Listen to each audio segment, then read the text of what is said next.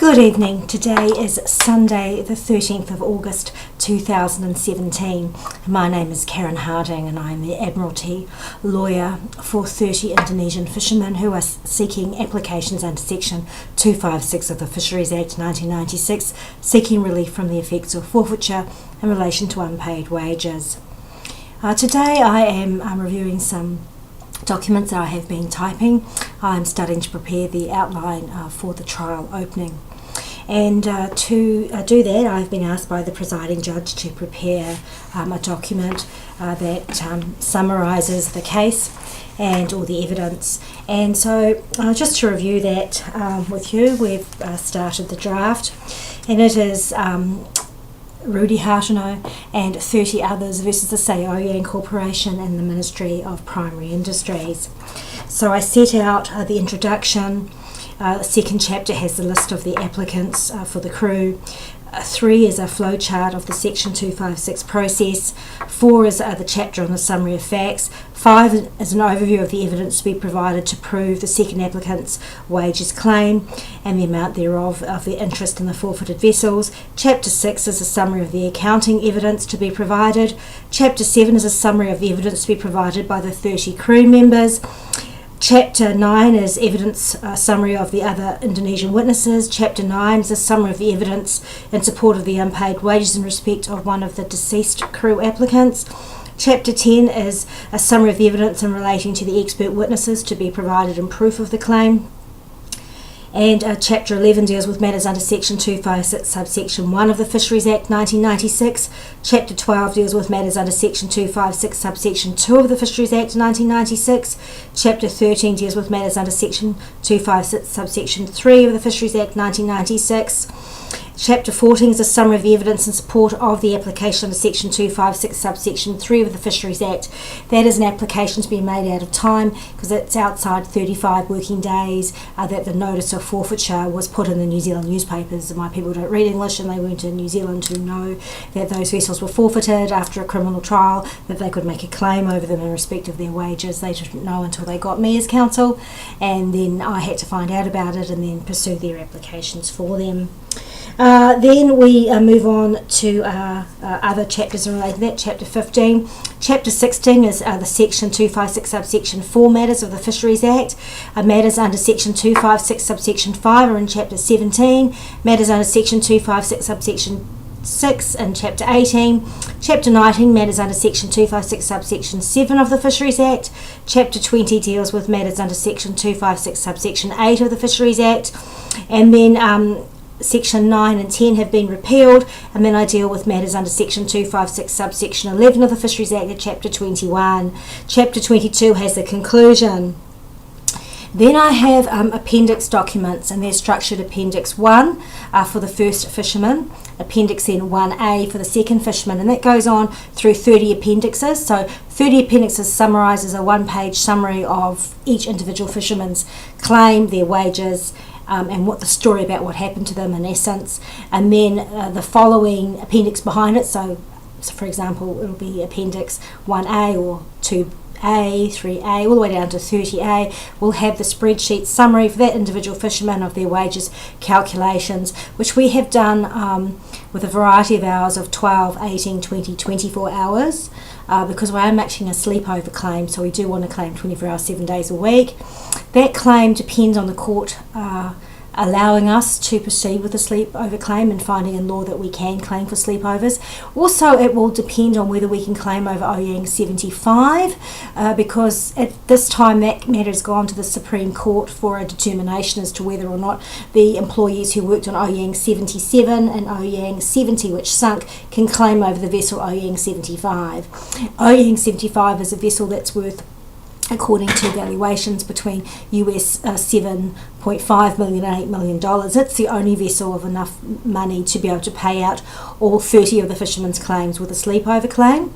Now, if they can only apply under Oyang 77 for the crew that worked on that vessel, then there would not be enough money to pay over a sleepover claim. There wouldn't probably even be enough money to pay out a full wages claim. I'd have to see how that worked in terms of the hours that they were allowed to claim, and it would cause problems for the Oyang 70 boys that work on the vessel that sunk, because they couldn't claim over any vessel then.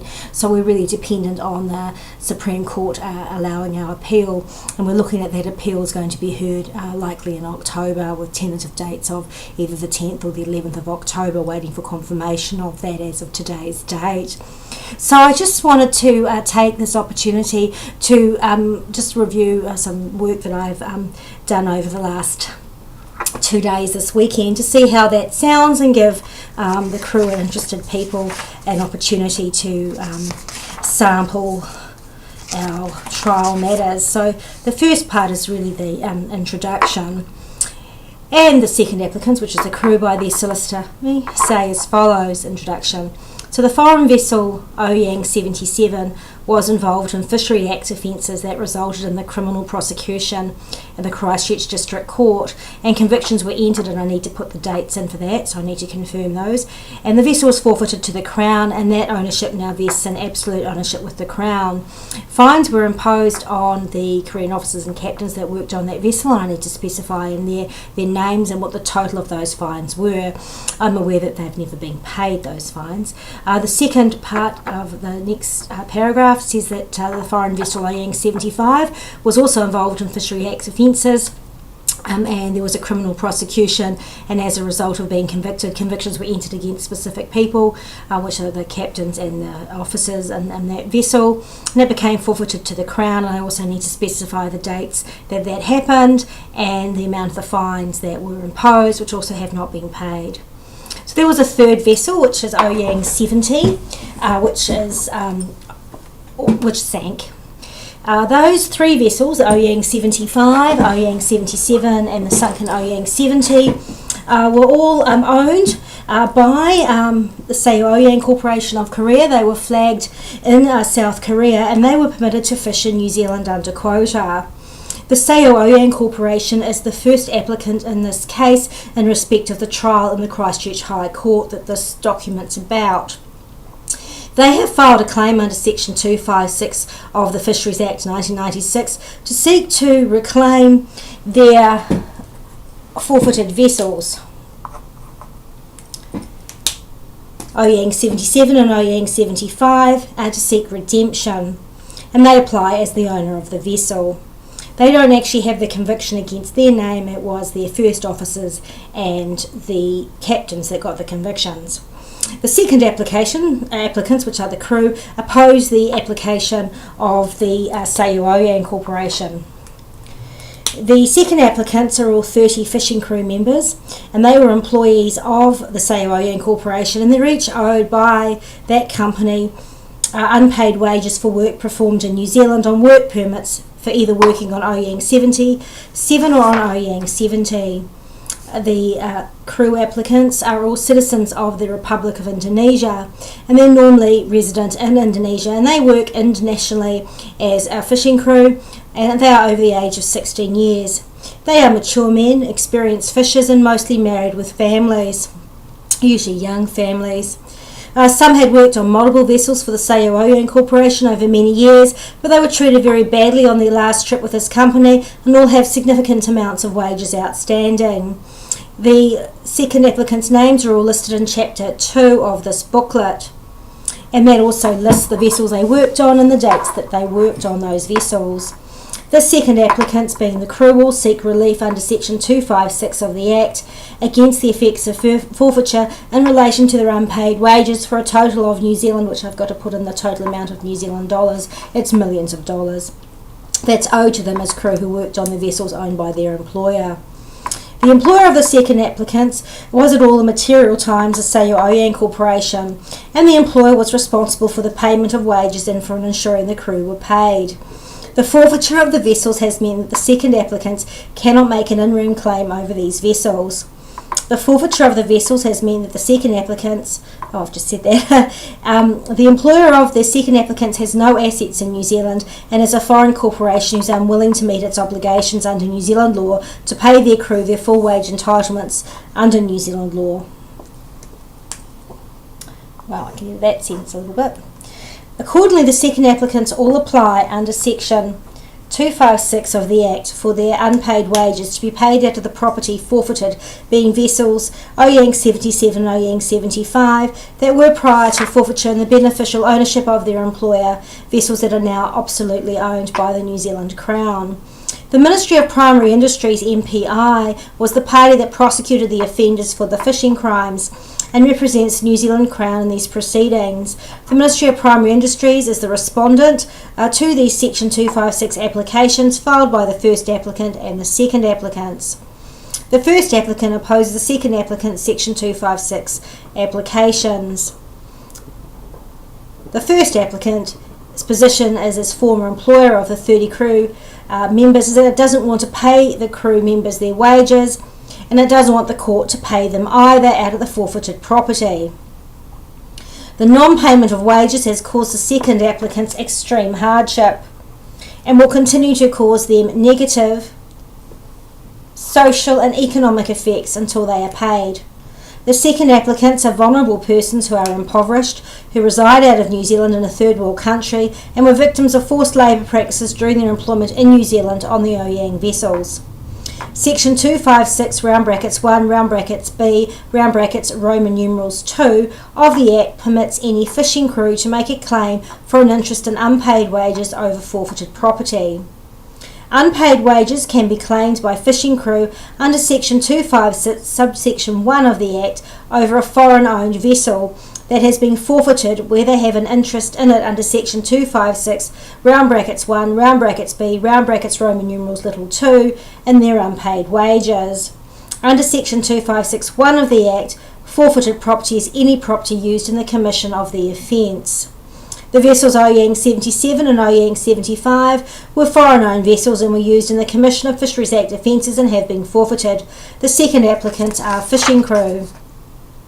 The second applicants must, under Section 256 subsection 4 subsection A of the Act, provide the full description of the forfeited property that they are claiming over, and under Section 256 subsection 4 subsection B, they must also provide this court with the full details of the interest they claim in that forfeited property, which is their unpaid wages.